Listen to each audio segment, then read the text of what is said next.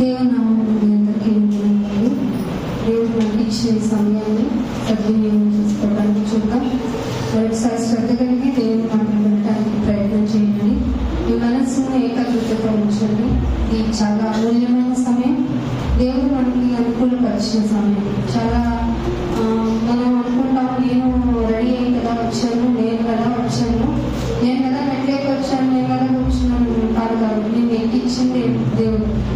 ఆయన కనుక నీకు ఊపిరినివ్వకపోతే ఇక్కడ ఉండేవారు కాదు. కనుక ప్రతి విషయాన్ని కూలంకుషంగా తెలుసుకునే అవగాహన కలిగినటువంటి, సౌకర్యం కలిగినటువంటి విధి విధానం మీకు ఇచ్చి ఏమిటో తెలుసుకో నా గురించి భూమి మీద ఉన్నప్పుడే తెలుసుకోవాల్సిన అవసరం ఉంది. కనుకనే నేను మీకు అనుకూలమైన పరిస్థితులు ఏర్పాటు చేశానన్న దేవుని మాటను మనం జాగ్రత్తగా వినే స్థితిలోకి వెళ్దాము. దేవుని ఆలోచన తెలుసుకునే విధానాన్ని ముందుకు తీసుకెళ్లే ప్రాథమిక ఆలోచనలు రెగ్యులర్గా మీరు ఇతర ప్రత్యుత్తరాలుగా చదువుతున్న అధ్యాయానికి వస్తే యెషయా గ్రంథము 3వ అధ్యాయం. బైబిల్ అందరూ ఓపెన్ చేయండి. దేవుడు ఏం చెప్తున్నారనేది శ్రద్ధగా వినడానికి ప్రయత్నం చేయండి. 3వ అధ్యాయం 14వ వచనం. తన జనుల పెద్దలను వారి అధిపతులను విమర్శింప వచ్చుచున్నాడు. చాలండి. కథనం చేసేవాడికి లేదంటే నేనే అని ఒక లీడర్షిప్ చేసుకున్న వాళ్ళకి దేవుడు పిలిచి ఒక క్రమం ఇవ్వడు.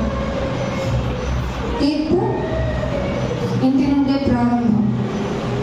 ఎవరు ఇల్లు? మనమే ఆయన ఇల్లు. ముందు జడ్జిమెంట్ ఇక్కడే స్టార్ట్ అయితే, నేను మీకు లీడింగ్ చేసి నేను తీసుకొస్తాను ఒక బ్లైండ్ పర్సన్గా నేను తీసుకెళ్ళి నేను గుట్టలో పడేశాను అనుకో, ముందు తప్పేవద్దేంటి? నువ్వు గుడ్డివాడివి అయినా సరే నువ్వెందుకు త్రోవ చూపించడానికి వచ్చావు? ముందు నీ కళ్ళన్నా సరి చేసుకునే పరిస్థితిలో కన్నా వెళ్ళాలి. లేదంటే నేను గుడ్డివాడి బాబు, నాకే త్రోవ తెలియదు అనాలి. కానీ నువ్వు ఇవేమీ చెయ్యకుండా నా విషయపరమైనటువంటి ఆలోచనని చాలా జాగ్రత్తగా చెయ్యాలి. అది వదిలేసి నువ్వు ఒక గుడ్డివాడిలో ఉండి ఇంకొక గుడ్డివాడికి త్రోవ చూపిస్తున్నావా అని అంటాడు. అందుకే మీలో అనేకులు బోధకులు అవ్వకండి. ఇక్కడ ఏం చెప్తున్నట్టు చూడండి. అధిపతులకి జనుల పెద్దలకి ఏం చేస్తానన్నాడు? కూర్చోబెట్టి, ఇదిగో కుడివైపున నా జనుల కూర్చోండి, మీకు అప్పగింపబడిన, మీకు ఇవ్వబడిన, మీకు ఆతిథ్యం చేయడానికి ఉంచబడినటువంటి, అసలు నేను మీకు ఎన్నాళ్ళలో యుగ యుగాలు ఎదురు చూస్తున్నట్టు మీకే అన్నా. ఏం చేశారు నాయన విమర్శించే దినం నువ్వు రావడానికి అనుకున్నప్పుడు? మీరేం చేశారో తెలుసా? ద్రాక్ష తోటను తినివేశారు. కింద అదే అనుకుంటున్నా ఉంటుంది చూడండి. ఏమంటున్నాడు దేవుడు? మీరే ద్రాక్ష తోటను తినివేశారు, మీరే దోచుకొనిన దరిద్రుల సొమ్ము ఇంట్లో పెట్టుకున్నారు. మీరు గమనించుకోవాల్సింది ఏంటంటే, డైరెక్ట్ అయిపోయారు దొంగలు. డైరెక్ట్ అయిపోయారు. సంఘములోనికి చొరబడ్డాడని మొట్టమొదటి టైంలో చెప్పాడు. ఇప్పుడు యేసుప్రభు గారు తమ్ముడైనటువంటి యోహాను గారు 4వ అధ్యాయంలోనో 5వ అధ్యాయంలోనో అంటారు, అబద్ధ ప్రవక్తలు ఎక్కడి నుండి బయలుదేరారు? మీలో నుండే బయలుదేరారు అన్నారు. మీలో నుండి బయలుదేరారు. ఆ దొంగని మమ్మల్ని ఏదో సామెత కూడా ఉంది కదా, దొంగని 10 సార్లు దొంగ తిరిగి మనం దొంగ వేస్తారు.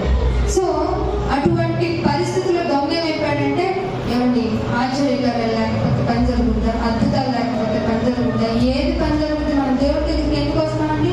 దేవుడు మనం చేసుకోలేండి, మనం చేయలేండి, దేవుడు చేస్తాడని ఆశతో వస్తాం కదండి.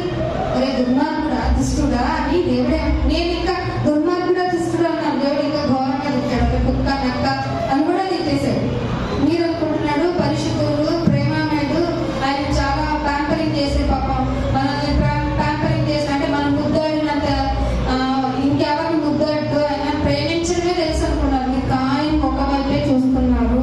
పేజీ తిరగేయాలి, దేవుని యొక్క ఇంకొక యాంగిల్ ఉన్నది అనేటువంటి అవగాహన మీలో లేకపోతే, ఇదే ప్రేమ, ఇదే దేవుడు ఎన్ని తప్పులు చేసినా నన్ను భరించేస్తాడు, దేవుడు ఎంతైనా ఎక్స్క్యూజ్ చేసే లక్షణం గలవాడు, అది ఒక టైం వరకే. నువ్వు కూడా నీ బిడ్డనేమంటావు? చాలాసేపటి నుంచి చూస్తున్నాను, చాలా రోజుల నుంచి చూస్తున్నాను, నా ఓపికను పట్ట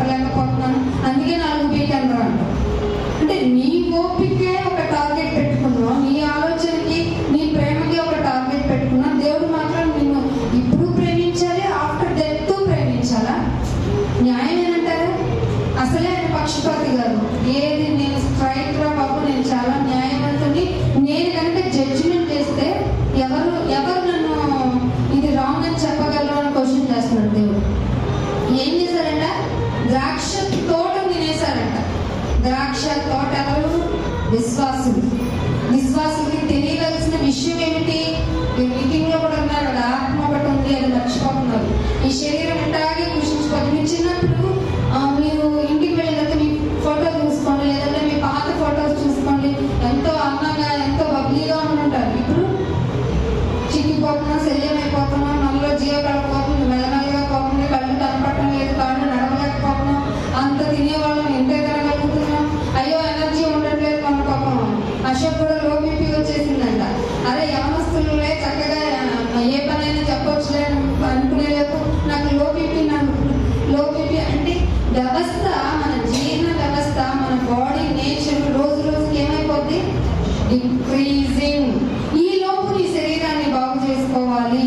ఈ శరీరాన్ని బాగు చేసుకోవాలంటే దీనికి ఏమి పెట్టకూడదు, తక్కువ. అందుకే అన్నాడు, మీ శరీరాన్ని నలగా కొట్టుకోండి. ఇప్పుడు చాలా రోగాలు ఎందుకు వస్తున్నాయి తెలుసా? ఎక్కువ తినటం వల్ల. అధిక ప్రోటీన్ ఎక్కువ బాడీలోకి వెళ్ళింది అనుకోండి, అనవసరమైన రోగాలు. తింటే తిన్నోపో, అంతకు మించిన పని చేయండి. ఎక్కువ పని చేస్తే, ఎంత పని చేస్తే అంత బాడీ హ్యాపీగా ఉంటుందండి. మీరు నిద్రపోయి చేస్తే ఎనర్జెటిక్గా ఉంటారా? పని చేసి కూర్చుంటే ఇంకా ఎనర్జెటిక్గా ఉంటారా? ఒకసారి మీరు ఆలోచించండి. పని చేసి వచ్చిన తర్వాత మీరు ఇంకేమన్నా పని ఉందని వెతుకుంటారు. అదే నిద్రపోయి లేచినా మళ్ళీ ఆవులు ఇంకా ఇస్తూనే ఉంటారు. ఒక టీ వేస్తారు పోదు, కాఫీ వేస్తారు పోదు, ఎనర్జీ లేదంటారు, జ్యూస్ అంటారు. ఎన్ని తాగినా నిద్ర మాత్రం పోదు. పడండి, కష్టపడండి. అందుకే ఏమన్నా తెలుసా? యేసుప్రభువు వారు దేవుడు ఒక హింటిస్తూ, యవన కాలమందు కాడి మోయడం ఎవరికి శ్రేష్టం? నాకురా బెనిఫిట్ అన్నాడా, నీకేరా బెనిఫిట్ అన్నాడు. అవునా కదా? అందుకే నేను ఒక మాట చూపిస్తాను చూడండి. 1 పేతురు రాసిన పత్రిక, దానికంటే కీర్తనల గ్రంథము 119వ కీర్తన, 119వ కీర్తనకి రండి. రాసుకోవడానికి ప్రయత్నం చేయండి. మాటని ఇంటికి వెళ్ళిన తర్వాత రిఫర్ చేసుకోండి. క్యాలెండర్ రిఫరెన్స్ కాదు.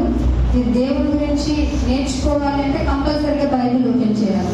బైబిల్ ఆయన రాసిన పుస్తకం, ఆయన మనస్సు, ఆయన ఆలోచన, ఆయన విధి విధానాలు అన్ని, ఆయన ప్రేమ, ఆయన డెస్టినీ, నీకేంటి, భూమి మీద ఏది లైఫ్, ఎంతవరకు లైఫ్, అన్ని బైబిల్లో రాయబడ్డాయి. 119వ కీర్తనలో 136వ వచనం చూడండి.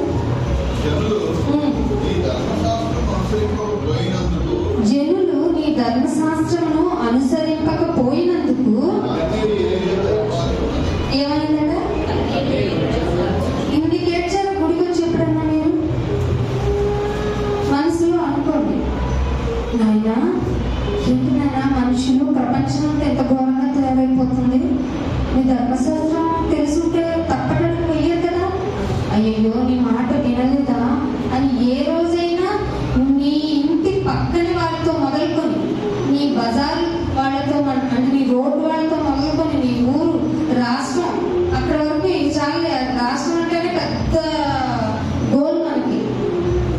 ఆలోచించారా? ఇక్కడ భక్తుడంట, మళ్ళీ ఒకసారి మీరు అండర్లైన్ చేసుకోండి, ఎప్పుడైనా బైబిల్ ఓపెన్ చేసినా కూడా కనపడుతుంది. జనులు ఈ ధర్మశాస్త్రమును అనుసరింపకపోయినందున నా కన్నీరు చుక్కొచ్చిందండి. 1 డ్రాప్. అయినా నాకు ఇది ఇవ్వలేదు అని ఇక్కడ ఏడవడం, అది కాదు అని ఒక రోజు పెట్టుకొని ఉపవాసం పెట్టుకొని ఏడవడం, ఇలా ఎన్ని చేశారో కానీ ఇవన్నీ దేవుని దృష్టిలో అపరాధములు. నేను నమ్మగలరా? నేను ఎన్ని ఇచ్చాను భూమి మీద. ఏమంటే మన భూమి మీద రాకముందు సృష్టి ఉందా? సృష్టి వచ్చిన తర్వాత మనం వచ్చాము. అంటే నీకు కావాలని అన్ని తెలిసింది నీకా దేవునికా? ఎన్ని ఫ్రూట్స్, ఎన్ని కలర్స్, ఎన్ని ధాన్యాలు, ఎన్ని చెట్లు, ఎంత ఏది లేదు అనుకోవడానికి ఏమన్నా? ఏ కలర్ ఉందా? అయితే వైట్ తీసుకోండి అంటాడు. నాకు కలర్లు అంటే అన్నిటికంటే బ్రైట్ కావాలంటే బ్లాక్ తీసుకోండి. ప్లజెంట్ గా కావాలా అయితే సీ కలర్ తీసుకోండి. తీసుకోంటాడు. ఇలా 7 కలర్స్ లో నీకు కావాల్సిన కలర్స్ పెట్టి, ఫ్రూట్ లోనే కలర్స్ ఎన్ని ఉన్నాయి చూడండి, ఆకుకూరలోనే కలర్స్ ఎన్ని ఉన్నాయి చూడండి, మీరు తినే చిరుధాన్యాలు ఎన్ని ఉన్నాయి చూడండి, అసలు ఎన్ని పెట్టాడు. ఇవన్నీ మీరు వచ్చి చేసుకున్నారా? మరి ఇవన్నీ మీరు వచ్చి చెయ్యకముందే దేవుడే అన్ని అవసరమైనవి పెట్టి ఉంచితే మళ్ళీ వచ్చేది నాయన నాకు ఇది అంటారు. ఏం చేయాలి చెప్పండి? దేవుడు బాబు నాకు అనిపిస్తుంది ఎంత సహనమైన, అదే అన్ని అక్కడ సర్ది పెట్టాం కదా, డైనింగ్ టేబుల్ మీద తినమని చెప్తే ఇంకా కావాలని ఏడుస్తారు ఇంకా అని అంటారా లేదా మీ పిల్లల్ని? మనం కూడా ఇంట్లో కూడా హస్బెండ్కి వాళ్ళకి ఎవరికైనా మన ఫుడ్ ప్రిపేర్ చేసి ఇచ్చినప్పుడు ఇన్ని చేసి ఇచ్చాం మళ్ళీ కావాలంటారేంటి అని మనలోనే చిరాకు వస్తుంది, మనకే చిరాకు వస్తుంది. మరి అలాంటప్పుడు అయ్యో వద్దంటే వెక్కసంగా ఫుడ్ ఏమండి, ఎప్పటి నుంచో జనాభా ఒకటే ఉందా, పెరుగుతూ వస్తుందా జనాభా? మరి పెరుగుతూ వస్తున్న జనాభాకి అంతకు మించిగా ఫుడ్ ప్రిపేర్ అవుతుందా లేదా? ఒకప్పుడు కోళ్ళ ఫార్మ్స్ అంటే కోడిని ఎప్పుడో అరుదుగా తెచ్చుకునేవారు, ఇప్పుడు లెక్కలేనండి వద్దంటే తినే విధంగా తెచ్చుకుని తినేస్తున్నాం కదా. మరి ఎందుకు ఇంత ప్రొడక్షన్ జరిగిపోతుంది? ప్రేమ, దేవుని ప్రేమ. నువ్వు బస్తా వేసుకుంటుంటే అంతకు మించి ఎందుకు వస్తున్నాయి గింజలు? దేవుని ప్రేమ వెల్లడవుతుందా మీకు అసలు? ఇంట్లోకి కూరగాయలు చూడండి, మీరు ఒక్కొక్కసారి శ్రద్ధగా వంట చేస్తారు కానీ అప్పుడు రుచి ఉండదు. ఏదో పిచ్చి పిచ్చిగా చేసి పెట్టేయండి, చాలా రుచిగా ఉంది బాగుంది అంటారు. అంటే నువ్వు ఫుడ్ తినాలనుకున్నది ఎవరో తెలుసా? దేవుడు. సామెతలో ఉంటుంది, ఆయన సెలవు లేక భోజనం చేయట అసాధ్యము. అంటే ఎన్ని సాధ్యాలు, ఎన్ని రోజులు మనం తినకుండా ఉన్నాం చెప్పండి, ఎన్ని రోజులు మనం కౌంట్ చేసుకుని ఉన్నాం చెప్పండి, ఫుడ్ తినకుండా ఉన్నాం. అసలు తినది వామిట్ అయిందంటే ఆ రోజు ఆయనకు సెలవు లేదని అర్థం, లేదంటే నువ్వేదో ఎక్స్ట్రా చేసావని అర్థం, అంతే కదా. లెక్కసంగా తింటాం ఫుడ్ని. నీవు తిండిపోతూ అయిన ఎడలని ఎక్కడ పెట్టుకోమన్నట్టు కదిని గొంతుకు పెట్టేసుకోరా బాబు అన్నాడు, పెడుతున్నారా? అస్సలు పెట్టం. ఇంకా అక్కడే ఇక్కడే ఉంది. అలా అడిగి వేయించుకుంటారే శరీరపరమైన ఆహారం కోసం, ఆత్మ ఆహారం కోసం ఇంకో 10 నిమిషాలు చెప్తారా అని అడుగుతారా? ఆటగానే అడగరు. అందుకే ఎందుకు మీరు అలా తయారు చేయలేదని ఎవరిని అడుగుతారంట? జనుల అధిపతులను, ఇంకెవరిని అడుగుతారు? పెద్దలను అడుగుతారు. మరి పెద్దలు కరెక్ట్ గా చెప్తున్నా వినటలేదనుకో, ఎవరు పడితే తనలు ఇక్కడ వచ్చిన వాళ్ళు పడతాయి. కాబట్టి మీరు తిట్టినా తిట్టుకోకపోయినా ఏమనుకున్నా నిద్రపోయినా జోగడుతున్నా ఇక్కడ బాడీ ప్రజెంట్ చేసి అక్కడెక్కడో తిప్పుతున్నా అన్నిటికీ మీకు 1 day is there. ఎందుకు సమయాన్ని దుర్వినియోగం చేసుకున్నాం? సమయము దినములు చెడ్డవే కనుక దినములు ఎందుకు చెడ్డవైంది? నువ్వు సద్వినియోగం చేసుకోకపోవడం వల్ల ఆ దినం చెడ్డదైంది. ఎంత కష్టం ఒక రోజు గడవాలంటే, నువ్వంటావు నాకు ఒక రోజు గడవాలంటే నేను పగలు రాత్రి కష్టపడాలి. దేవుడు ఎంత కష్టపడాలో తెలుసా? ఎంత కష్టపడితే నీకు డే అవుతుందో తెలుసా? ఒకసారి నేను ఒక మాట చూపిస్తాను. ఒక రోజులో ఏం జరుగుతుంది, రోజులో సెకండ్ లో ఏం జరుగుతుందంటే 6 బిలియన్ కేజీల బరువు తగ్గిపోతున్నాడు సూర్యుడు. 6 బిలియన్ కేజీల బరువు. అసలే మన ఇండికేషన్ ఏంటో తెలుసా? సెకండ్ కమింగ్ కి ఇట్టానని అట్ట వచ్చేది యేసుప్రభు. నేను వస్తాను అనడానికి నేను మీకు రిజంబుల్ గా చూపించేది ఏంటయ్యా అంటే సూర్యుడు నలుపైపోతాడు, చంద్రుడు ఎరిపోతాడు, సూర్యుడు నలుపైపోతాడు. అంటే బరువు తగ్గిపోతున్నావు అంటే ఏంటంటే పక్క చిలికిపోతున్నాడు అని అర్థం. అంటే 6 బిలియన్ల కేజీల బరువు తగ్గిపోతుంటే సూర్యుడే బరువు అంత తగ్గించేసుకుంటున్నాడంటే నీ పరిస్థితి. బరువు తగ్గిపోతుందంటే ఎండలు పెరగాలే తగ్గాలి? ఎండలు పెరగాల తగ్గాల? లాజికల్ గా ఆలోచించండి. నువ్వు వినుటకు మాత్రం ఉండిపోకండి. బరువు తగ్గింది అనుకోండి, ఇప్పుడు ఫ్యాన్ పెద్దది ఉంది అనుకోండి, గాలి ఎక్కువ వస్తుందా తక్కువ వస్తుందా? ఎక్కువ వస్తుంది.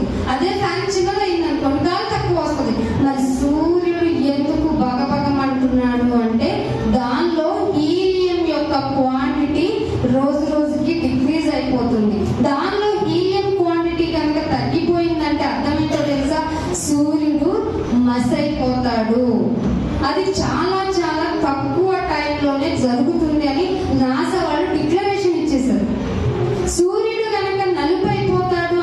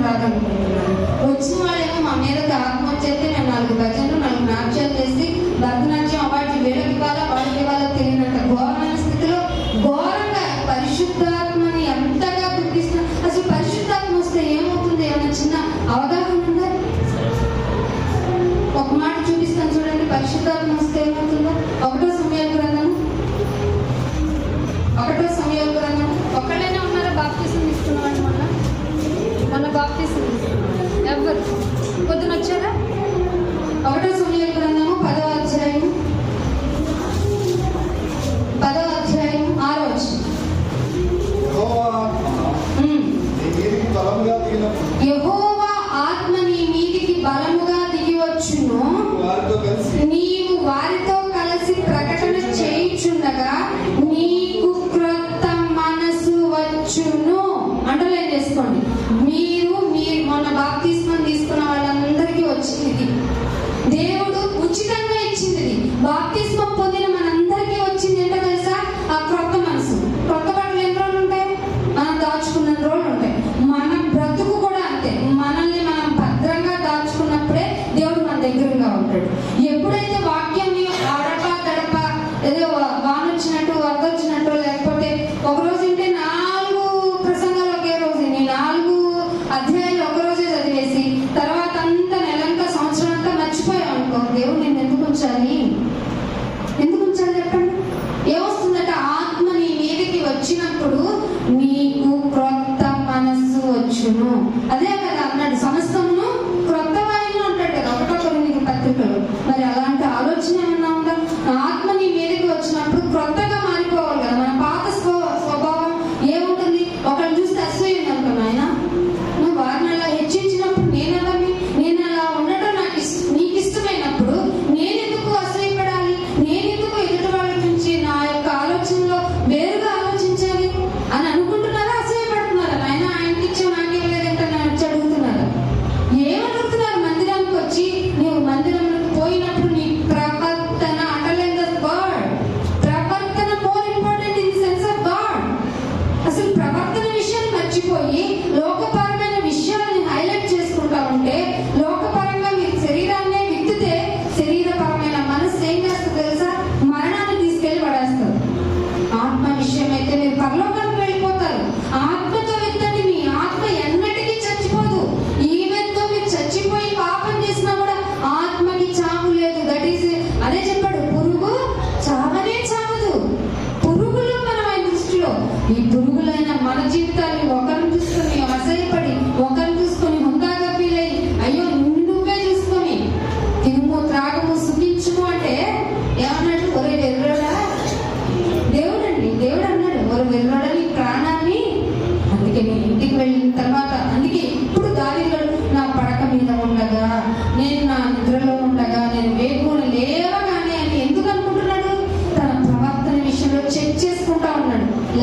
లేస్తూనే టీవీ ఆన్ చేస్తారు, లేస్తూనే ఫోన్ ఆన్ చేస్తారు. ఆ ఫోన్ స్క్రీన్ వల్ల ఎంత ప్రాబ్లం ఉందో తెలుసా మీకు? క్యాన్సర్ వచ్చేస్తుందంట. డైరెక్ట్ గా వేసి వెళ్ళిపోతున్నాయంట మెదడులోకి. అయినా మేము తొందరగా పోతాం. అందుకే అన్నాడు, నీకు పెట్టిన టైం కన్నా ముందు నువ్వు ఎందుకురా పోతావు? పాపం చేశా నువ్వు పోతావు?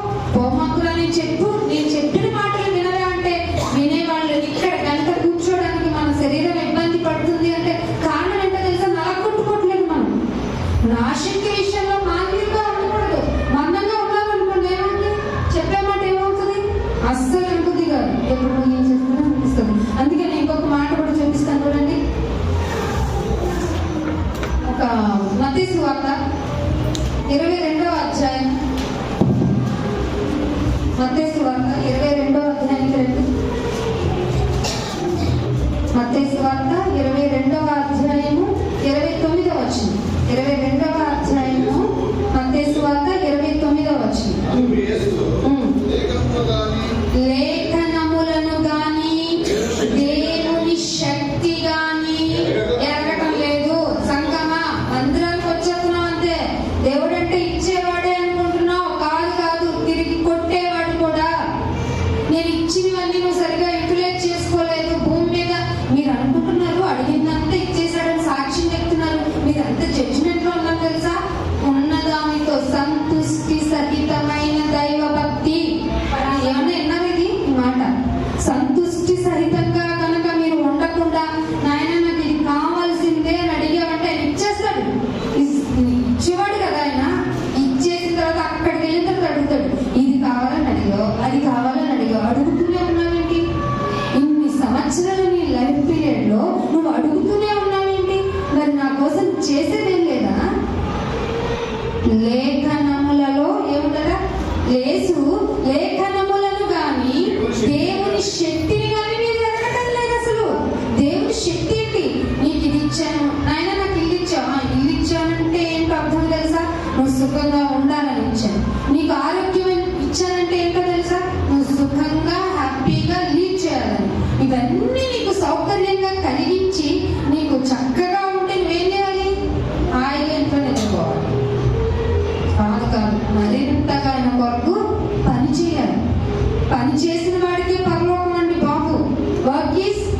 కదా, అవునా కదా? చదువుకున్నారా స్కూల్లో?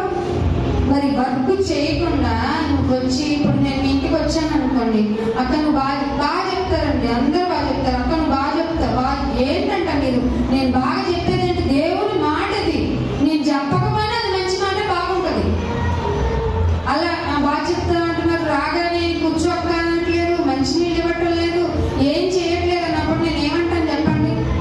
సర్లే కానీ నాకు కొంచెం వాటర్ పడినా అంటానా లేదా? అంటే ఏమంటున్నాను, మీరు నన్ను పొగుడుతుంటే ఏమంటున్నాను? పని చేయమ్మా అంటున్నాను, అవునా కదా? మీరు దేవుడు చేస్తున్నది ఇదే. ఆయన కొరకు ఏం చేయాలో అది చేయట్లా. పాట రూపంలో జపం చేస్తున్నారు, టపెట్లు కొడుతున్నారు, ఒకళ్ళు కాలుతో కొడతారు, ఒకళ్ళు వేలుతో కొడతారు, ఒక బొరతో కొడతారు, అన్ని కొట్టేసి ఆమె అనుకుని వెళ్ళిపోతారు. కుదరదు, దేవుని పనిలో ఇది కుదరదు. నీకు కాళ్ళు ఇచ్చాడంటే పని చేయాలి, వేలు ఇచ్చాడంటే పని చేయాలి, కళ్ళు సరిగ్గా ఉన్నాయంటే సరిగ్గా లేఖనంలో చదవాలి. లేదు నోరు బాగుంది అంటే ఖచ్చితంగా ఆయన కొరకు మాట చెప్పాల్సిందే. పరిస్థితి ప్రకారంగా, నీ యొక్క లెక్క ప్రకారంగా చూస్తే ఎవరొకరిని ఇక్కడ కూర్చోబెట్టాలి, లేదంటే నువ్వు 10 మందికి వాక్యాన్ని బోధించేవాడిగా ఉండాలి. ఎందుకంటే ఆ లేఖనంలో శక్తి అలాంటిది. ఎరుగటం లేదు, మీరు పొరబడిపోతున్నారు అంటున్నారు యేసుక్రీస్తు. పొరపాటు జరిగితే ఏమైందండి? మోషే గారికి లోకంలోనే అన్ని వేల జనాంగాన్ని నడిపించారు. 10 మందిని ఇప్పుడు మిమ్మల్ని తీసుకొని రోడ్డు మీద వెళ్ళామనుకోండి, కాసేపటికి బీపీ టాబ్లెట్లు ఎక్కడానికి షాప్కి వెళ్ళారు. ఒకళ్ళు ఇటు వెళ్తారు, ఒకళ్ళు వాటర్ బాటిల్ అంటారు, ఒకళ్ళు స్నాక్స్ అంటారు, ఒకళ్ళు ఏంటి ఇట్లా తీసుకొచ్చా ఉంటారు. ఇలా చనువుడు గొడుగులు మనలోనే వచ్చేస్తాయి కదా. 40,000 మందిని ఎక్కడ? నేషనల్ హైవే మీద అరణ్య మార్గంలో ఓన్లీ జెంట్సే 40,000 మంది. మళ్ళీ వాళ్ళ భార్యలు, వాళ్ళ తల్లిదండ్రులు, పిల్లలు, వాళ్ళందరినీ తీసుకెళ్ళాలంటే మోషేకి ఏం లేదు. ఒకడు అన్యాయం చేస్తున్నాడంటే మోషే యొక్క క్యారెక్టర్ ఏంటి చెప్పండి?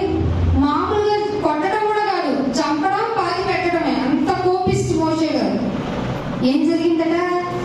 యేసు ప్రభు వారి యొక్క ముఖదర్శనం అయిన తర్వాత, దేవుని యొక్క ముఖదర్శనం అయిన తర్వాత, ఏంటినైనా నీ పిల్లల్ని చంపేస్తానంటున్నావు, అరణ్యంలో తీసుకొచ్చి ఇదేనా దేవుడు చూసారా? అరణ్యంలో తీసుకెళ్ళి చంపారు, దీని బదులు జీవగ్రంథంలో నుంచి నా పేరు తీసేయన్నాడు. ఎంత కష్టమో తెలుసా జీవగ్రంథంలో నుంచి పేరు తీసేయడం? కష్టమా కదా? ఎంత సాత్వికుడు అయిపోయాడండి. అలాంటి మోషే చిన్న టెంప్ట్ అయ్యాడండి. నీళ్ళు అడుగుతున్నారని మోషే బండతో మాట్లాడు, 1 word ఉంది. ఏం చేశాడు మోషే? ఇదిగో తాగండి అని కర్త కొట్టాడు. అప్పుడు ఏం మాట్లాడలేదు దేవుడు. ఇప్పుడు మనతో ఏం మాట్లాడు? అప్పుడు వాళ్ళు పాలస్తీనాన్ని చూపించాడు. మోషే చూస్తున్నావు కదా పాలస్తీనా, అది చూస్తున్నాను ప్రభా, చాలా యాంగ్జైటీ, నువ్వు వెళ్ళవంతే. అదేంటి ప్రభా, ఇంతమంది జనాంగాన్ని తీసుకొచ్చానుగా, అదిగో వాళ్ళు నన్ను విసిగించారు, అసలు నేను వీళ్ళని కన్నానా, వీళ్ళని ఎంతగా విసిగించాను నీకు తెలుసు కదా, అయినా తీసుకొచ్చానా లేదా? తీసుకొచ్చావు, సరే నువ్వు వెళ్ళవంతే. దేవుడు నువ్వు నాతో ఇలా అంటున్నావు ఏంటి నాయన? ఎందుకు? నేను చేసిన అపరాధం ఏంటంటే గుర్తులేదా నీకు? నేనేం చెప్పాను? ఎక్కడ చెప్పావు?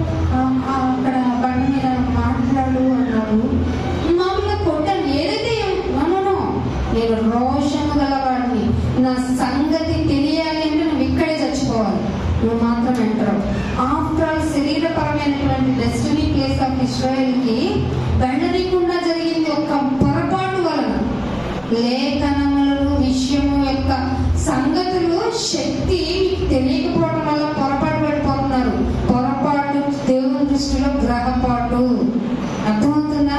ఈయన గురించి చెప్పేద్దాం, వాళ్ళ గురించి చెప్పేద్దాం, అది ఏం వద్దండి. మన గురించి మనం చర్చికి వచ్చామంటే నేను తిరిగి బయటకు వెళ్ళేటప్పుడు నాలో ఏమన్నా మార్పు వచ్చిందా లేదా, నన్ను నేనేమన్నా మార్చుకున్నానా, నాలో అవగాహన ఏమన్నా వచ్చిందా, సరి చేసుకోవాల్సింది ఏమన్నా వచ్చిందా, దేవుడు ఏమన్నా మాట్లాడాడా నాతో, నేను ఇంకేమన్నా మారాలా, అయితే నేను మారవలసిన ఆవశ్యకత ఉందా అంటే చర్చే క్షణం వరకు మనం మారాల్సింది. మనలో ఆత్మీయత పోయిందంటే, మనలో గనక ఆత్మ గనక ఆరిపోయింది అంటే నీతిమంతుడు ఒక పాపం చేశాడు అనుకోండి, ఆ పాపము గనక, ఆ పాపాన్ని బట్టి నువ్వు తప్పుని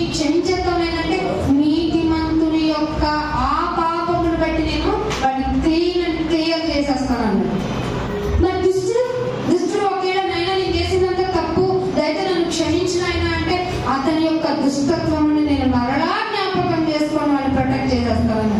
అసలు లాజిక్ అర్థమవుతుందా? ఎన్ని సంవత్సరాలు ఉన్న మనలో మార్పు రాకపోతే, దైవికమైన స్వభావం మనలో రాకపోతే మనం వేస్ట్ మందిరానికి రావడం. నీకన్నా లోకంలో ఉన్న వాళ్ళు బెటర్. నేను అనలేదు, ప్రకటన గ్రంథం రాసిన యోహాన్ గారు అన్నారు, అరే నువ్వు వెచ్చగా లేవు, చల్లగా లేవు, ఎక్కడున్నా నువ్వు వచ్చి మందిరంలో ఉన్నావు, పైగా నేను సంఘంలో ఉన్నాను, క్రైస్తవుని అంటావు. నీ మాటలు ఏంట్రా, నీ ప్రవర్తన ఏంట్రా, నీ విధానం ఏంట్రా, అసలు నిన్ను చూస్తే నాకే అసహ్యం వేసి నోటి నుంచి ఉమ్మేయాలనిపిస్తోంది.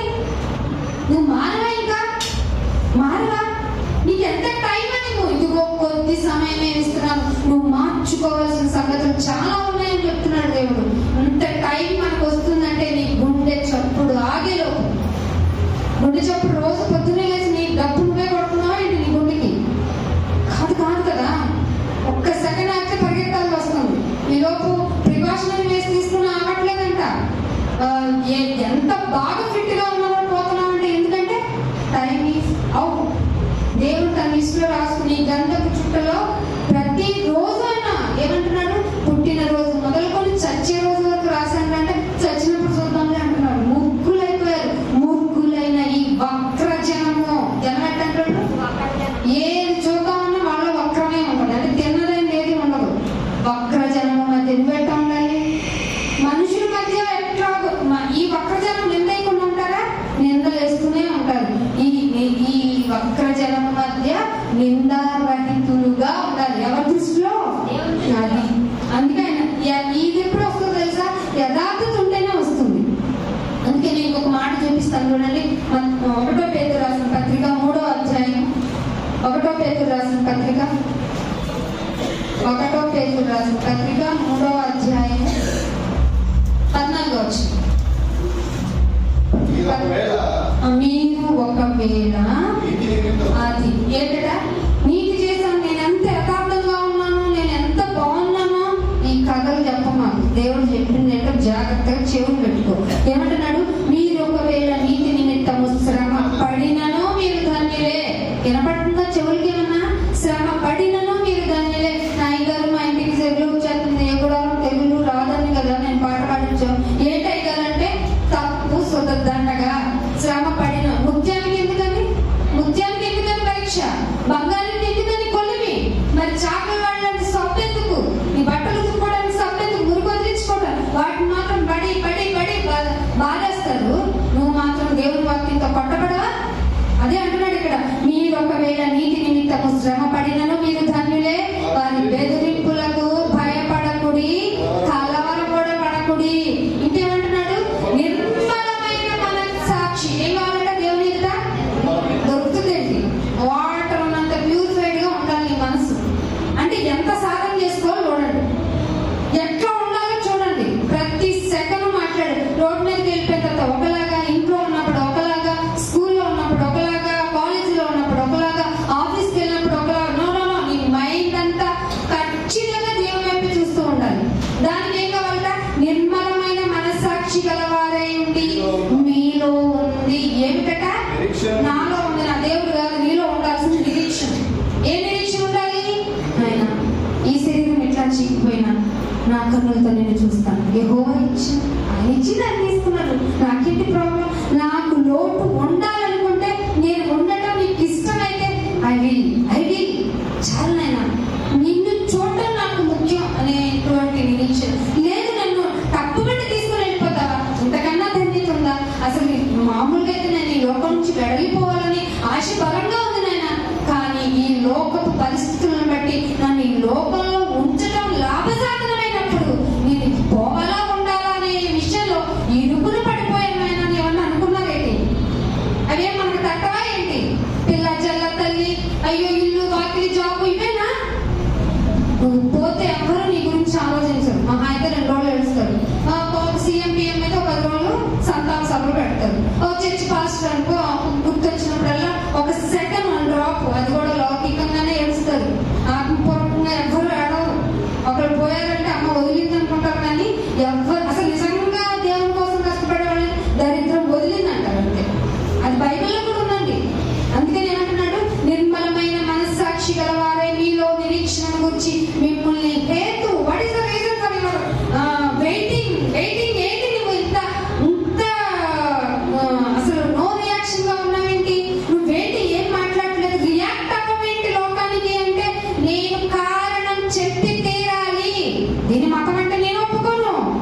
ఇది మతం అనకూడదు.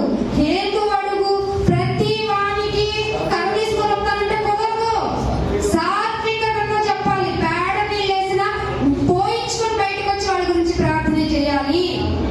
సెక్షన్ మాట్లాడుకోకూడదు. మనం ఇక్కడ సాత్వికముతోనూ భయముతోనూ సమాధానము చెప్పుటకు నేను ఇప్పుడు చెప్పండి, నేను ప్రిపేర్ అవ్వలేదు అనకూడదు. ఎల్లప్పుడూ సిద్ధముగా ఉండండి. సంగమ ఎలా ఉండాలో తెలుసా?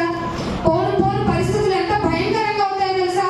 నిగ్గు తేల్చేస్తాడు నిజమైన విత్తనాల కోసం దేవుడు.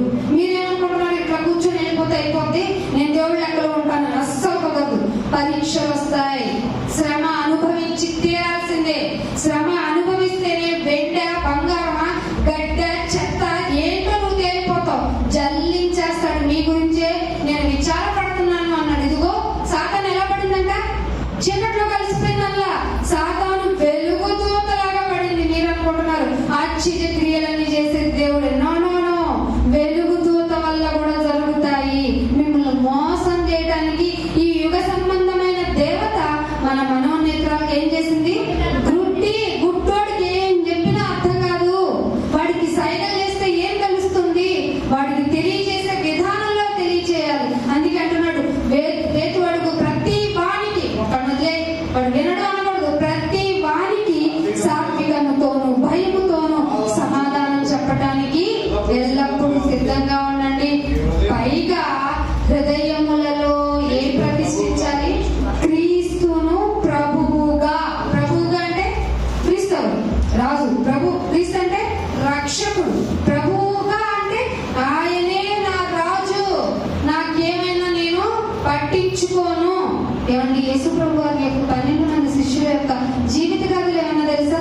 వాళ్ళ ఆస్తులు ఎక్కడ ఉన్నాయి? భూమి మీద కనపడుతున్నాయా?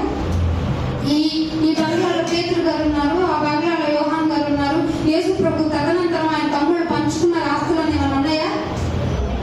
ఏమీ లేవు. మీకు అర్థమవుతుందా? ఇవి మీకు జీర్ణం కాని మాటలు.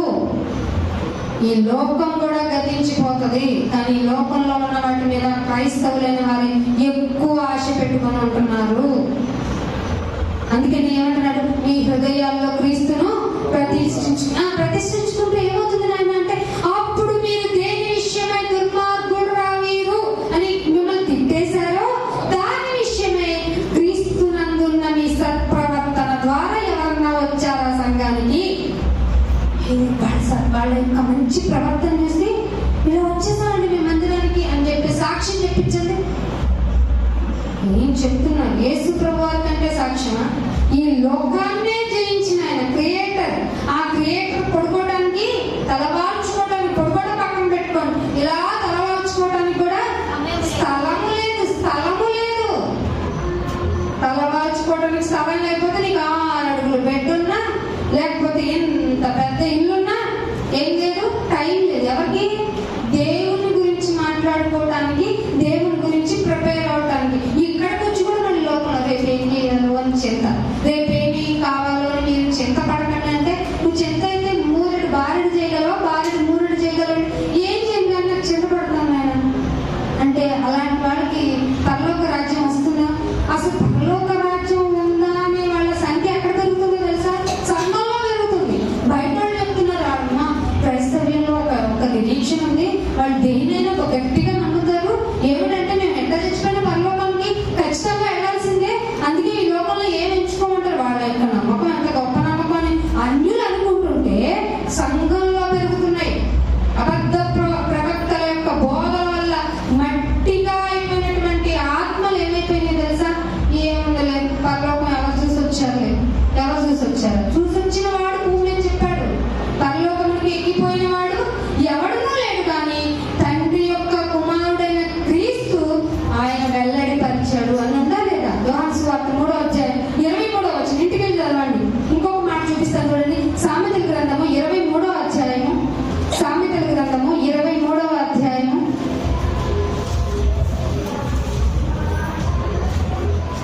15వ వచనం.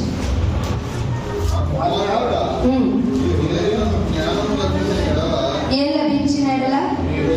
నీ హృదయమునకు జ్ఞానము లభిస్తే, నీకు ఇల్లు లభిస్తే, నీకు కోటలో వస్తే, లేకపోతే ఎస్ప్రెషన్లో వస్తే, సంసం ఏవో ఉన్నాయి కదా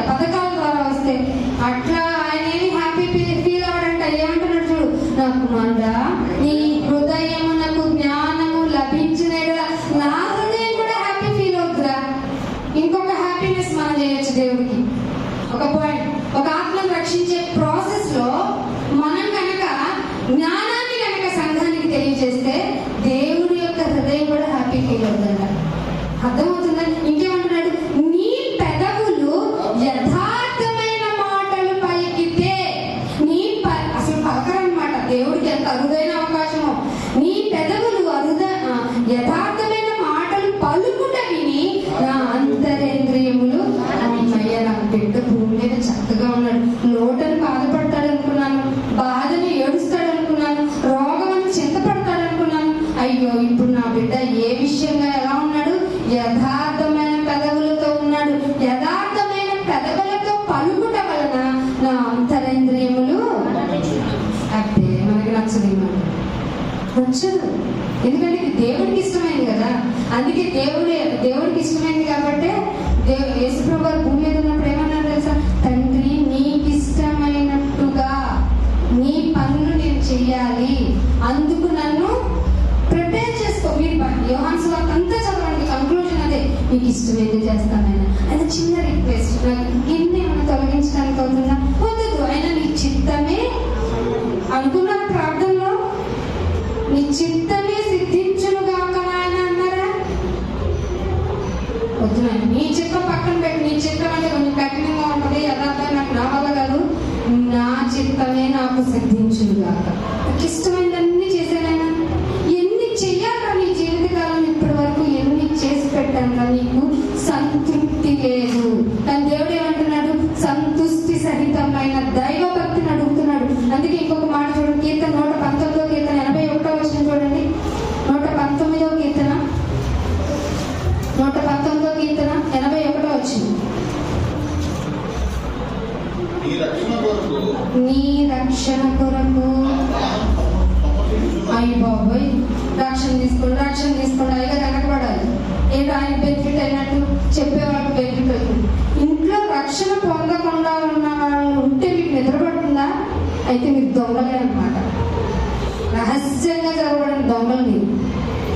ఇంటిలో రక్షణ తీసుకొని వాళ్ళు ఉంటే వాళ్ళ గురించి వేకుజామున ఇంటిలో చేతులెత్తండి, ఇంటిలో చేతులెత్తి ప్రార్థన చేయండి, సంఘంలో మౌనంగా తలదించుకొని ప్రార్థన చేయాలి. అందుకే ఏమంటున్నాడు? నీ రక్షణ కొరకు నా ప్రాణము సొమ్మసిల్లుచున్నది, నేను ఏంటట? మళ్ళీ గట్టిగా చదవాలి. నేను నీ వాక్యము మీద ఆశ పెట్టుకొని ఉన్నాను. దేవుడి చేతనని కొంచెం ఆశగా ఉంది నాయన. వాక్యం మీద కదా ఆశ, వాక్యం మీద కదా ఆశ.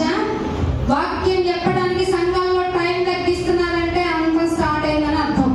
ఏమంటున్నాడు? నీ రక్షణ కొరకు నా ప్రాణం సొమ్మసిల్లిపోతుంది నాయన. నేను నీ వాక్యం మీద ఆశ పెట్టుకుని ఉన్నాను. నన్ను ఎప్పుడు ఆదరించడము? దేంతో? వాక్యముతో. ఎప్పుడు ఆదరించడము అని నా కన్నులు నీవిచ్చిన మాట కొరకు, నా కన్నులు నీవిచ్చిన మాట కొరకు కనిపెట్టి క్షీణించుచున్నవి. మీకు తెలుసా, ఆ కాలంలో దేవుని మాట అరుదు. ఎప్పుడు?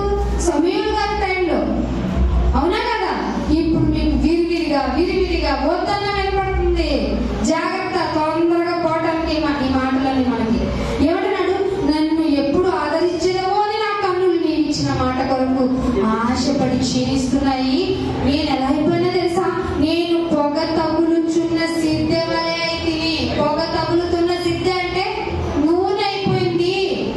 నూనె అయిపోయిందంటే మన లైఫ్ పీరియడ్ అయిపోయింది, చివరిలో ఉన్నాము. అంత్య దినాల్లో ఉన్నామా లేదా? వస్తాయా ఇంకా వస్తున్నాయా? ఇది కూడా తెలియదు చాలా మందికి. వచ్చేసే లాస్ట్ డేస్ లో ఉన్నాం. నేను పొగ తగులుచున్న సిద్ధ వలెనైతిని, అయినా ఇక పోతాను, నాకు ఇక టైం లేదు, ఇక నేను పోతాను, నా వల్ల కాదు లోకం మీద అనుకున్నప్పుడైనా సరే, అయినను నీ కట్టడలను. ఎందుకమ్మా రాలేదంటే ఏం పని అన్న కుదరలేదు, చుట్టాలు వచ్చారు, నువ్వు చుట్టాలు కలిసి ఎదురుగాను ఒకే చోట ఎదురు. ఏంటమ్మా రాలేదు అంటే మా ఆయన లేట్గా వచ్చాడు. ఆయన లేట్గా వచ్చి నీకెందుకు? నువ్వు ఎక్కడ అటెండెన్స్ చూపించారు? అసలు ఆయన కూడా లాక్కొని ఎందుకు రావట్లేదు నువ్వు? అంటే నీ ప్రవర్తన ఏదో తేడాగా ఉంది, నువ్వే ఏదో వేషధారలాగా ఉన్నావు. కుటుంబం అంతా ఎందుకు ఇక్కడ ఉండటం లేదు? ఉండదు. ఎందుకంటే మన ప్రవర్తన బట్టే మన కుటుంబ సభ్యులు మారుతారు అని ఉంది. ఎక్కడో మనలో తెలియని వేషధారణ ఉందన్నమాట. అందుకే ఏమంటున్నాడు? నేను పొగవలే తగులుచున్న సిద్ధ వలనైతిని,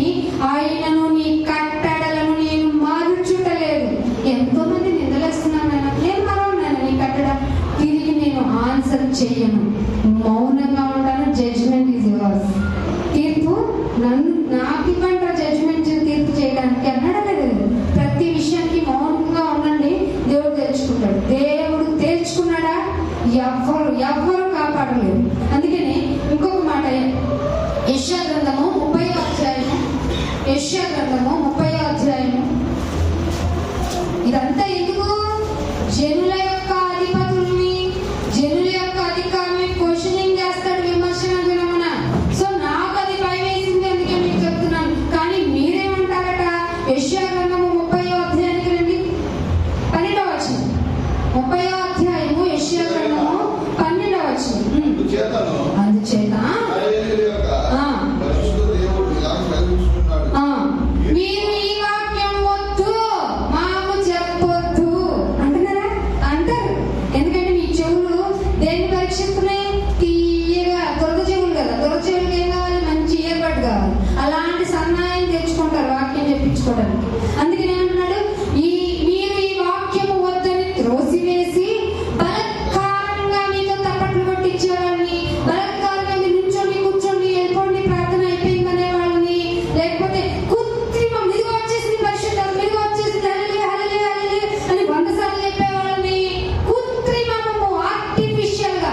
ఇందాక చెప్పాను కదా, పరిశుద్ధాత్మ వస్తే ఏమవుతుంది? కొత్త మనసు నీలో బయలుదేరుతుంది. ఆ పరిశుద్ధాత్మ నీలో ఉంటే ప్రతిదినము నీలో క్రొత్తదనం కనబడాలి. మరింత పాత చింతకాయ పచ్చడి అవుతున్నావుగా. అందుకే ఏమంటున్నాడు ఇక్కడ? కృత్రిమమును నమ్ముకొని అట్టి వారిని ఆధారము చేసుకున్నావు కదా.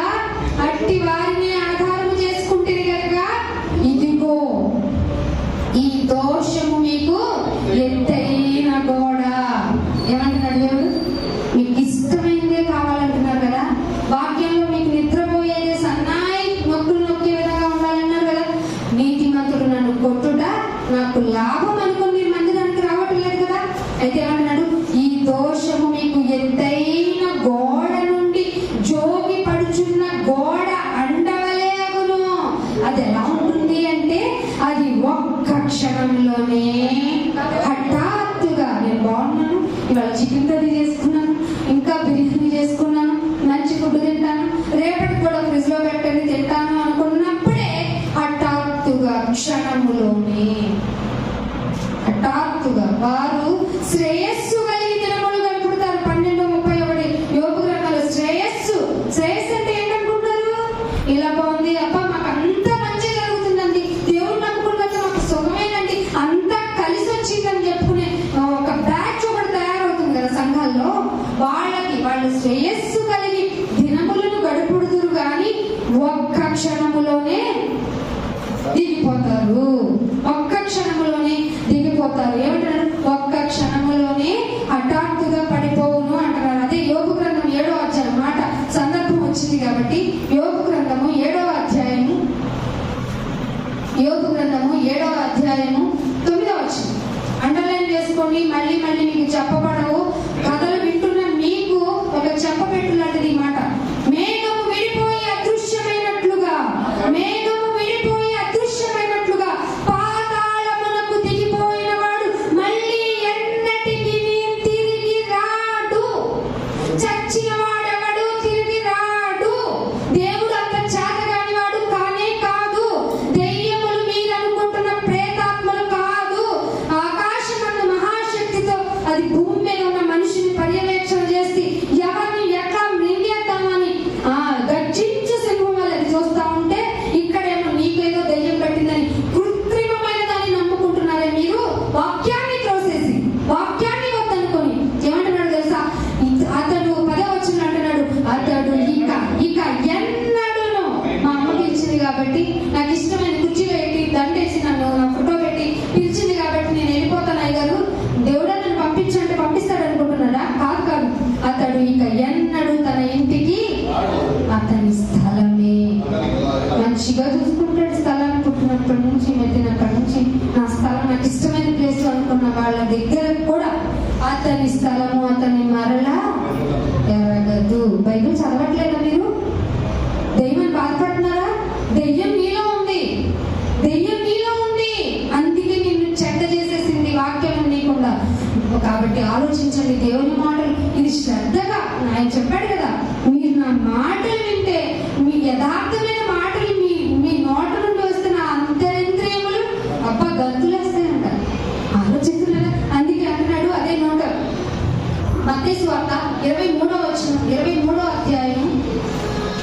ముందుకు వస్తున్నాను, కొంచెం మనసు పెట్టండి, దేవుని మాటలు వినడానికి ప్రయత్నం చేయండి. మత్తయి సువార్త 23వ అధ్యాయము 3వ వచనం, 2వ వచనం చూడండి, మీకు అర్థమవుతుంది.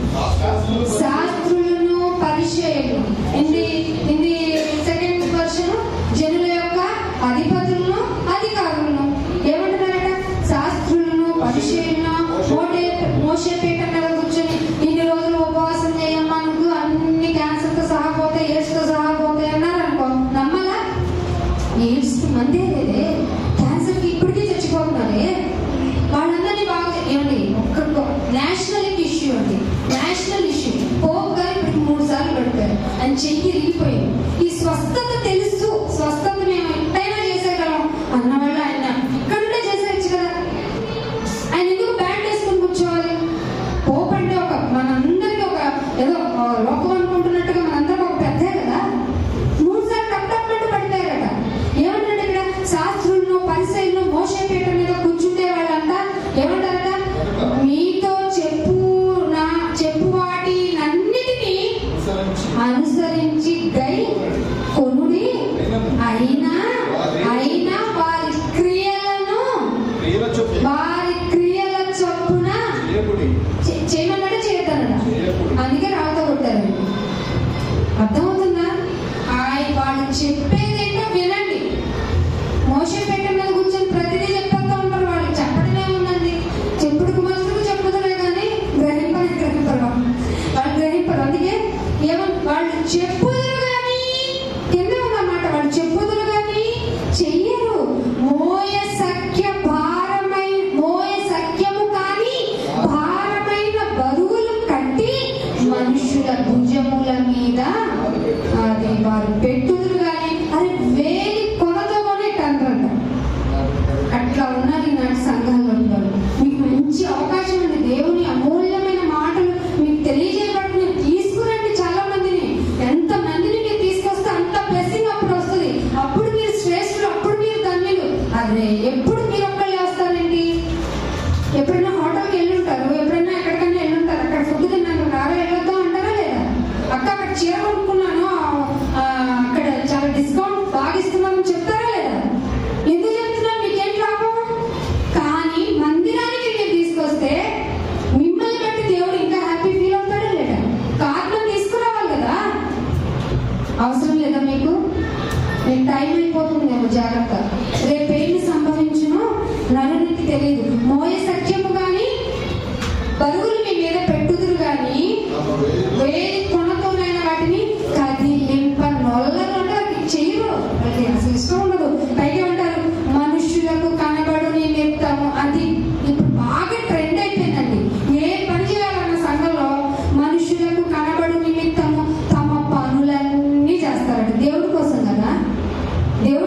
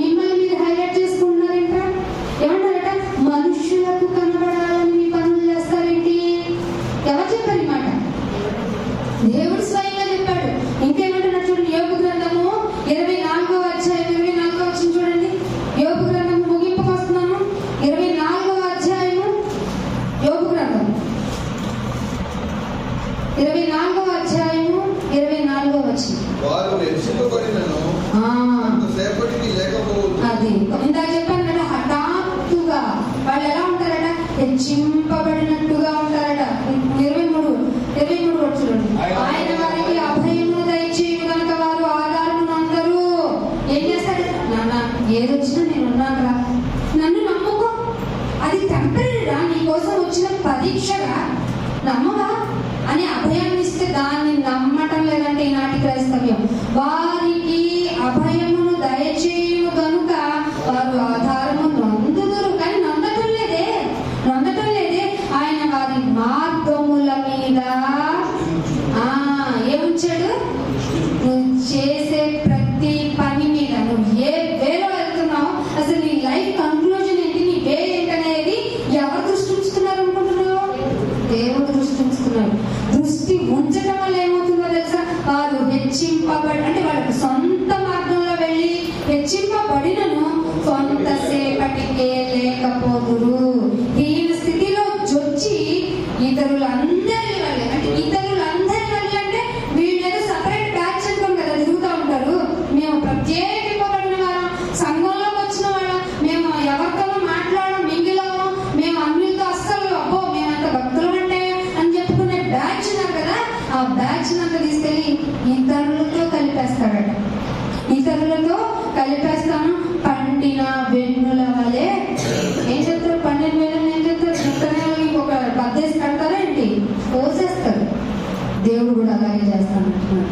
మీరు వినటం లేదు, వాక్యాన్ని పట్టించుకోవటం లేదు. అయినా దేవుడు చెప్పమన్నది చెప్పాలి, దేవుడు అనుకున్నది చెప్పమన్నాడు. అందుకే చూడండి, ఏప్రిల్కి రాసిన పత్రిక 1:5 యెషయా గ్రంథంలో ఒక మాట చూసి ముందుకు వెళ్ళిపోతాను. యెషయా గ్రంథం 5వ అధ్యాయం 7వ వచనం చూడండి. యెషయా గ్రంథం 5వ అధ్యాయం 7వ వచనం చదువు.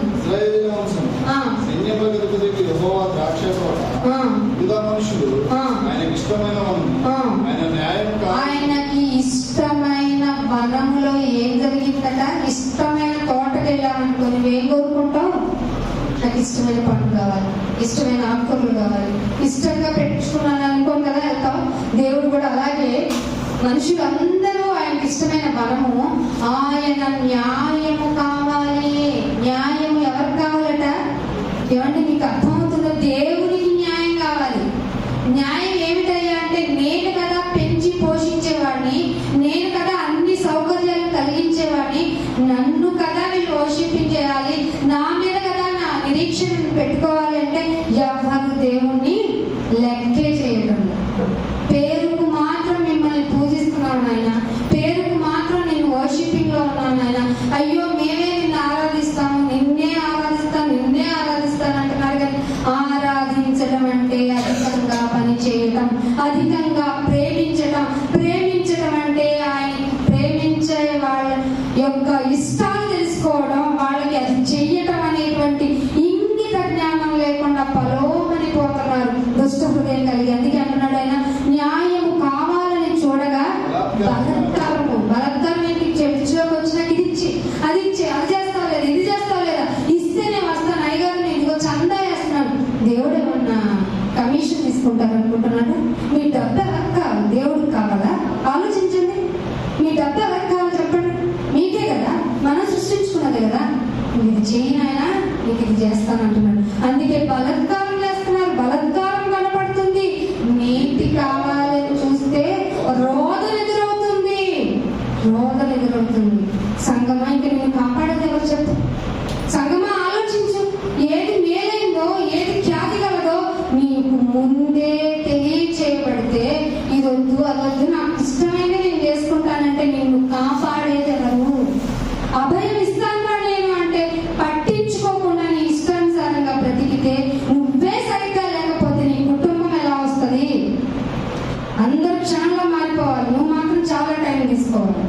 ఎట్లా కుదురుతుంది? మరి సమయం ఇవ్వాలి కదా, అందరికీ నీ ప్రేమను వెల్లడి చేయాలి కదా, నీ యొక్క నీతి మార్గం ద్వారా అందరూ నీ దగ్గరికి రావాలి కదా, నీ ద్వారా వచ్చి సంఘంలో చేరాలి కదా. ఇవన్నీ వదిలేసి పండగలు, ఆర్భాటాలు ఇవి చేసుకుంటూ కూర్చుంటే సువార్త ఎక్కడికి వెళ్ళిపోతుంది? అందుకే లాస్ట్ ఇర్మియా గ్రంథము 5వ అధ్యాయం 27వ వచనం. ఇర్మియా గ్రంథము 5వ అధ్యాయం 27వ వచనం. ఎట్లా ఉందట? పంజరము పిట్టలతో నిండి ఉండినట్లు వారి ఇళ్లలో ఏముందటండి? అమ్మ బాబు, ఈ ఇళ్ళకి వెళ్ళగలమా?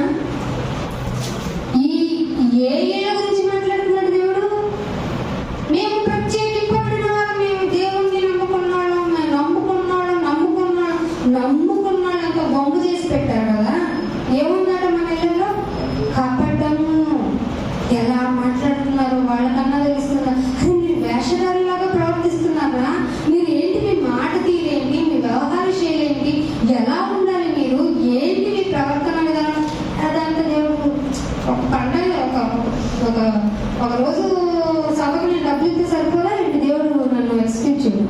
అవునా, ఇంత ఈజీనా దేవుడిని కన్విన్స్ చేయడం? మాకు తెలియదు ఎంత కష్టపడాలి వస్తుంది. ఇంత కష్టపడినను యోహాను లాంటి వాళ్ళు ఎవరు లేరని డిక్లరేషన్ ఉంది బైబిల్లో. అలాంటి యోహాను గారికి ప్లేస్ ఎక్కడ ఉంది చెప్పండి? వెనక బెంచ్లో పరలోకం చివరిలో ఉన్నాడట. మరి మనం వెళ్ళిపోయి ముందు వరుసలో కూర్చుంటాం, దేవదూతలకు తీర్పు తెచ్చేస్తాం. సముద్రం వెనక్కి వెళ్తేనే వణికిపోతాం, మనం ముందుకు అయితే పుంగిపోతామని భయం మనకి. ఏం ఆలోచిస్తున్నాం? నీలో ఉన్నవాడు, నీలో ఒకడు ఉన్నాడని తెలుసా? పరిశుద్ధాత్మ. అంత ఆయన కన్న తండ్రి, ఆయన అన్నగారు, వాళ్ళందరూ మన కోసం ఉంటే అబ్బే ఆయన అన్నేంటి మన తమ్ముడు ఏంటి అన్నగారు అసలు. అయ్యో, దేవుని యొక్క కుటుంబం అన్నది బైబిల్ ఎప్పుడున్నా? దేవుని కుటుంబం వల్ల భూమి మీద ప్రతి కుటుంబం.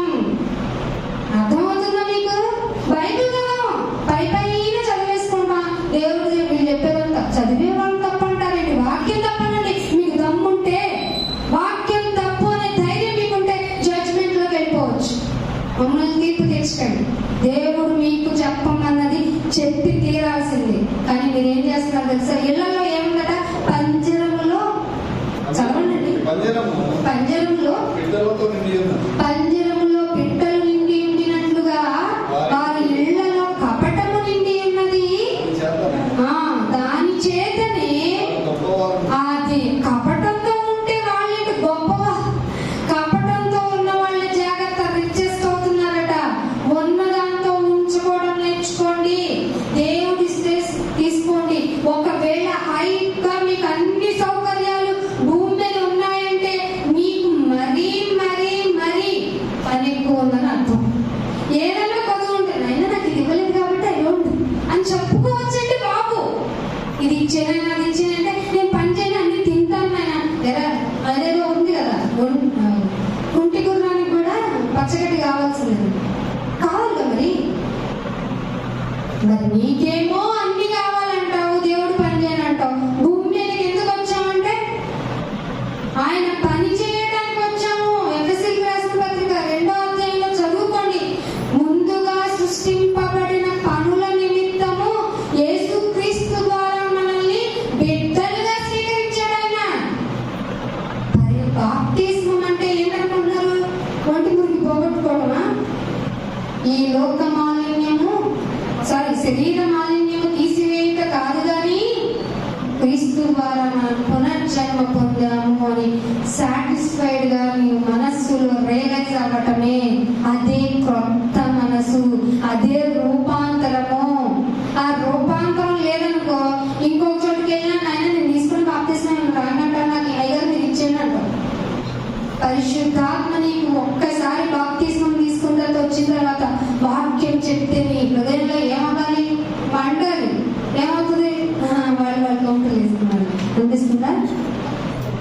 అనకూడదు. వాక్యంతో జాగ్రత్త పడండి. వాక్యాన్ని రియలైజ్ అవ్వండి. వాక్యంతో పరీక్షించుకోండి. వాక్యమే మనకు ఆధారం కదండి. కానీ వాళ్ళు పంజరం పిట్టలతో నిండి ఉన్నట్టు కపటముతో వారు నిండిపోయి ఉన్నారు. వాళ్ళ ఇళ్ళు నిండిపోయి ఉన్నాయి. అందుకే వాళ్ళు రిచ్ పర్సన్స్ అయ్యారు. మీకేంటి? కపటం ఉండకూడదు కదా, దోషం ఉండకూడదు కదా. దోషము లేనిది నిర్దోషమైన గొర్రె పిల్లగా బలి అవ్వాలి కదా నీ అంతట నీవే. అందుకే ప్రేమ ఏంటిదో తెలుసుకున్నావు నాయన.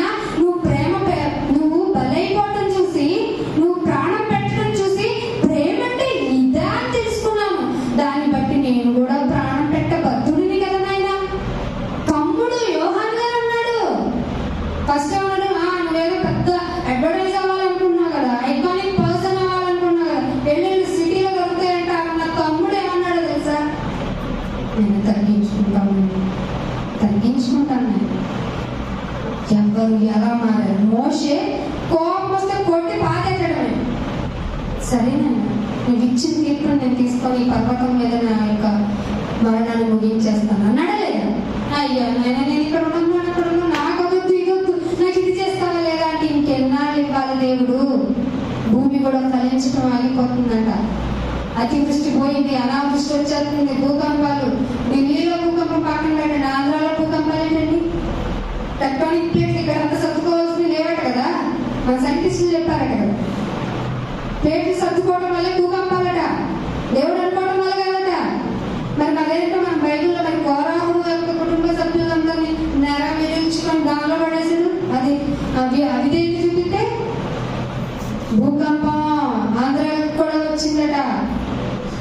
మరి పగలగొట్టలేదేంటి? మనం తీసుకెళ్ళి జస్ట్ వైబ్రేటింగ్, మరి నేను మీకు కూడా ఇస్తున్నారా?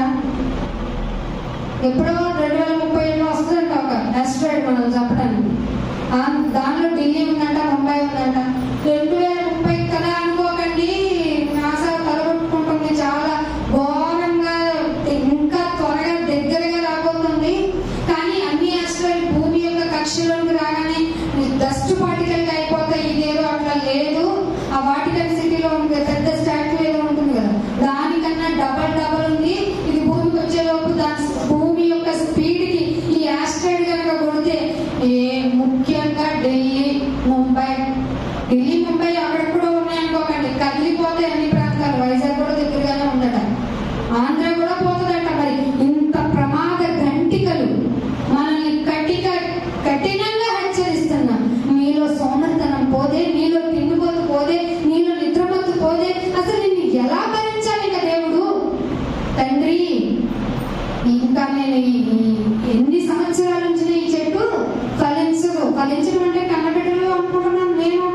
అయ్యో కానీ గొడ్రాలు మంచిది అంటున్నావు అన్న విషయం మర్చిపోయాను నాయన. అంత దినాల్లో ఉన్నాను, నా బొట్టు తట్టనే లేదు. చెప్తున్న వారికి చెప్తుంటే నేనేమో నిద్రపోయాను, నన్ను క్షమించాను. అక్కడికి వెళ్ళి అనుకుంటే నీకును నాకును మధ్య ఏముందట? అగాధ స్థలం ఉంది. ఒక నీటి పొట్టు. మళ్ళీ అక్కడ కూడా సర్వెంటే రావాలి. ఆ భేదాన్ని పంపించు, భేదవాన్ని లాజర్ని పంపించుకుని వాటర్ ఇప్పించేయో. ఇక్కడ సర్వెంట్లు, అక్కడ సర్వెంట్లు కావాలి అంటే అక్కడ కూడా మన బుద్ధి మారదా? ఖచ్చితంగా మారదు. అందుకే ఇక్కడే మారిపోవాలి. లాస్ట్ ఒక మాట చూపించి ముగించేస్తాం చూడండి.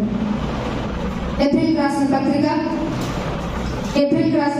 2వ అధ్యాయం, ఏప్రిల్ రాసిన పత్రిక 2వ అధ్యాయం 15వ వచనం.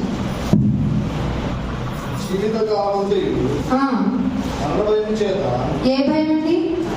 ప్రపంచ మానవాళి ఎదుర్కొంటున్న అతి ప్రధాన సమస్య ఇది. అందరం కూడా నేపాటి అన్నవాడు ఇంటికి వెళ్ళి ఏంటో నాకు ఈ రోజంతా చింతగా ఉంది, బాధగా ఉంది అంటాడు. ఆ చింతకి, ఆ బాధకి, ఆ అభద్రతా భావానికి కారణము మరణ భయము. చెప్పండి మీరందరూ వెళ్ళి చెప్పాల్సింది. క్రీస్తును నమ్మటం అంటే మరణ భయము నుండి తప్పించుకోవడం. ఒక రోజు కాదు, 2 రోజులు కాదు, జీవిత కాలం అంతా మరణ భయము నుండి తప్పించుకోవడానికి. చదవండి. జీవిత కాలం అంతయు మరణ భయము చేత దాస్యమైపోయాం. ఎక్కడికి? ఎవరికి? ఎందుకని మనం చిన్న ప్రాబ్లం వస్తే టాబ్లెట్ వేసేసుకుంటాం. చిన్న బాధ వస్తే సిటీ స్కాన్ దగ్గర నుంచి ఎంఆర్ఐ వరకు వెళ్ళిపోతాం. చిన్న ప్రాబ్లం వస్తే డాక్టర్ గారు మీరు ఎక్కడ, ఎంత ఖర్చు అయినా పర్లేదు, నన్ను రక్షించండి అంటాం. ఇదే దాస్యపు బ్రతుకు. చస్తే నాకేంటి అని అనుకోవట్లేదు మనం, బాబు చేస్తే ఎలాగా అనుకుంటున్నాం. అదే దాస్యమట. జీవిత కాలం అంతా మరణ భయము చేత దాస్యమునకు లోబడిపోయిన మనందరినీ విడిపించడానికి ఆయన చేసిన పని ఏంటో తెలుసా? ఆత్మయే ఉన్న ఆయన రక్త మాంసాలలో మింగిలైపోయాడు. ఎంతగా మింగిలయ్యాడంటే ఆయన బాధపడుతుంటే ఆయన చెమట రక్త బిందువు అయిపోయింది. నీకు చెమటే పట్టదేంటి? దేవుడి పనిలో అన్ని సౌకర్యాలతో నీకు ఇప్పుడు బోధ చెయ్యండి అన్న, అన్ని సౌకర్యాలతో వచ్చి వినండి అన్న విశ్వాసులు సరిగ్గా లేరు, చెప్పేవాళ్ళు అంతకన్నా ఘోరంగా తయారైపోయారు. అందుకే విమర్శన దినమున అందరినీ లెక్క అడుగుతాను. న్యాయ సభలో అందరూ నుంచోవాల్సిందే. ప్రత్యేకించి బోధకులను అడుగుతాను. అదే యెషయా గ్రంథం 3వ అధ్యాయం 14వ వచనంలో మాట. పెద్ద జనుల పెద్దల్ని, అధిపతుల్ని విమర్శన దినమున నిలబెడతాం. నేను ఏమనుకుంటున్నారు? ఏమంటున్నాడు? మరణ భయము చేత లోబడిన వారిని విడిపించుటకు ఆయన రక్త మాంసములలో పాలివారయ్యారు. ఒక్కొక్క దెబ్బ, ఒక్కొక్క రక్తపు బొట్టు నీ పాపం నా పాపం కాదా? నా అపరాధం నీ అపరాధం కాదా? ఎలా చెప్పుకోగలం మనం నిరపరాధులమని? మీ ఇంటికి వెళ్ళి మీరు అనుకోండి, ఒక్క తప్పు గురించి కుటుంబంలో ఒక్క ఎక్స్ప్లెనేషన్ ఇవ్వండి, కంచు మొదలెట్టు మోగేస్తాం మనం. అవునా కదా? ఎవరిని ఒప్పుకోము, ఎవరిని క్షమించుకోలేము. నీ పాపాన్ని అన్నటికీ జ్ఞాపకం చేసుకుంటా అన్న కన్ను తండ్రి చేతులు దినమెల్లా చేతులు చాపుతున్నానే అంటే ఆ దేవుడి ప్రేమ మనకు అలుసైపోయిందా? అలుసుగా చూస్తున్న ఆయన ప్రేమకి ఒక రోజు లెక్క చెప్పుకోవాలి. అందుకే అంటున్నాడు మత్తయి సువార్త, గలతీయులకు రాసిన పత్రిక, లాస్ట్ అండ్ లీస్ట్ మాట, గలతీయులకు రాసిన పత్రిక 6వ అధ్యాయము గలతీయులకు రాసిన పత్రిక 6వ అధ్యాయము 4వ వచనం. ప్రతి వాడును 6వ అధ్యాయము 4వ వచనం. ప్రతి వాడును అది ఏం చేయాలి? ప్రతి వాడును తాను చేయు పనిని అది చెయ్యాలి. తను చేయాల్సిన పనిని పరీక్షించుకోవాలి. మిమ్మల్ని మీరే పరీక్షించుకున్నారా? ఊరికి చదివేసుకోవడం కాదు, చదువుకోవడం కాదు, డెప్త్ తెలుసుకోవాలి.